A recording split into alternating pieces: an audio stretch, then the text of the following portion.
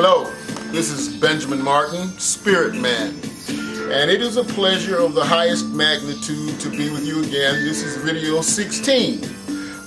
Remember, three things. I want you to purchase my book, Present. You may go to PayPal at criticalmass2020 at yahoo.com.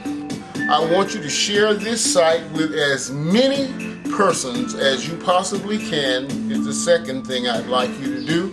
And the third thing I'd like you to do is I want you to help me as I make this concerted effort to spread unconditional universal love throughout planet Earth. We are approaching a very, very important time in the grand cosmic scheme of things. There's a lot of buzz going on about 2012, but 2012 is the end or the beginning of the Aquarian age. We've been talking about it since the late 60s, the age of Aquarius and the production of the theatrical presentation hair. Well, we are now at the threshold of 2020. Well, I'm sorry, 2012. But now, 2012 won't mean a lot to everybody, unfortunately. I want to tell you a little story, and 2012 is about a spiritual period that will usher in now. This is the information age, which was the age that introduced us to the invisible.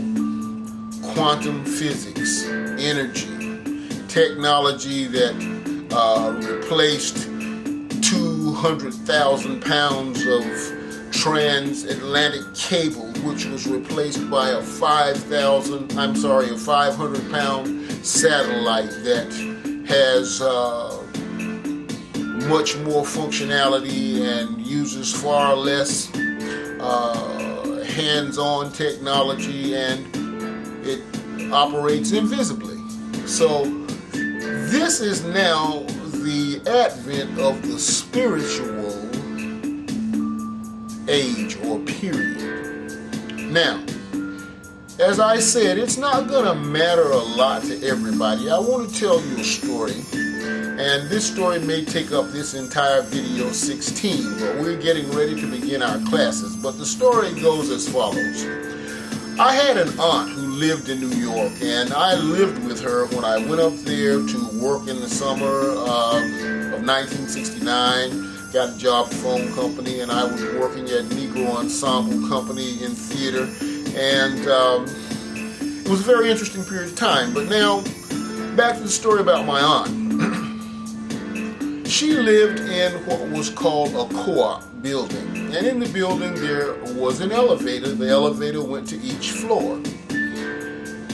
Now, inside the elevator there was a metal plate on the wall, and all of the elevator buttons were inside that plate. So when you push your elevator, or when you push the button to your floor, the button would sink down into the template, which would allow you to press that button so the elevator would stop at that floor.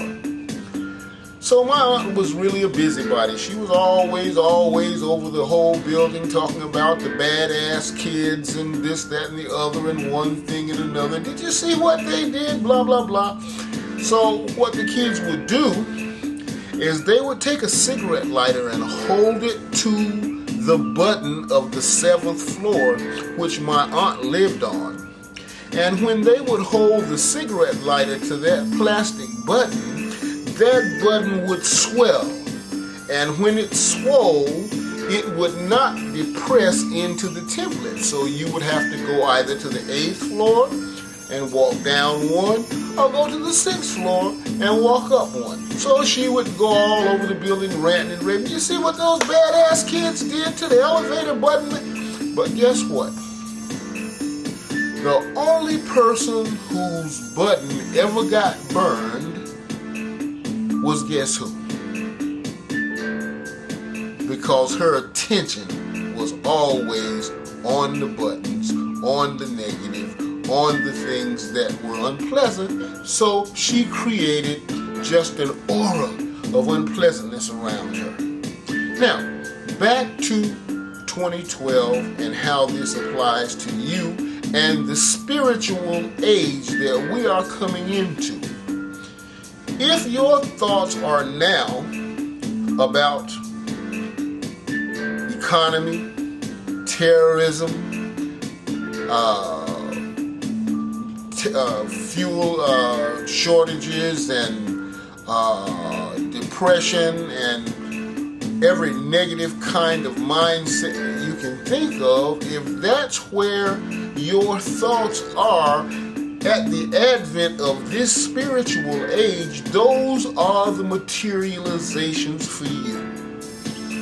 Your spiritual energy, your thought patterns will be heightened to a degree that is monumental. When the North and the South Pole aligns with the sun directly at the northernmost point, and it all aligns perfectly with the center of the Milky Way, there will be a transference of spiritual energy like never before to introduce the new age. But some people will be walking around saying, oh, nothing happened, I didn't feel anything, I don't know anything.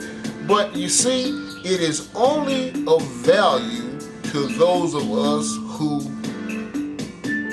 want it to be of value to us. If you're concerned about love and compassion, fulfillment, becoming fully immersed into those things that share love, unconditional love with our brothers and sisters worldwide, if you acknowledge the fact that this is a one race planet, the human race, if you acknowledge the fact that this is a one family planet, the family of humanity, then your life will start to take on a hyper dynamic of beauty, of love, of advancement, of transfiguration, and of a clearer and more concise expression of the image of God.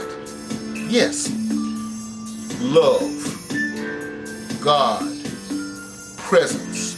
Call it any name you choose, but you know for a fact that there are too many mathematical intricacies. You know that there are too many exactitudes. You know that there are too many geometric compliances that we can use to validate Christmas 20, 30, 40 years in the future, figuring leap year in the equation. There is too much exactitude for you to even begin to think that this is a haphazard, arbitrary existence or environment in which we live, move, and be. We're going to have to come to the fullness of the realization that it is time out for one single person on planet Earth to be hungry. We spend trillions of dollars on our military budget, and we spend 1/3 of that amount collectively on education and medication for the people of the planet. These things can no longer continue. I can't say they have outlived their usefulness because they were never useful. Every war is a contrived war. Everybody that's hungry is because of greed. Everybody is sick because everybody that is sick, it's because medication is being withheld from them. There is no place on the surface of the planet where we can't arrive in record time. There are no facilities that people need that we are not able to deliver in record time. We're at the end of video 16. I love you with all of my heart. This is Benjamin Martin, Spirit Man. Thank you.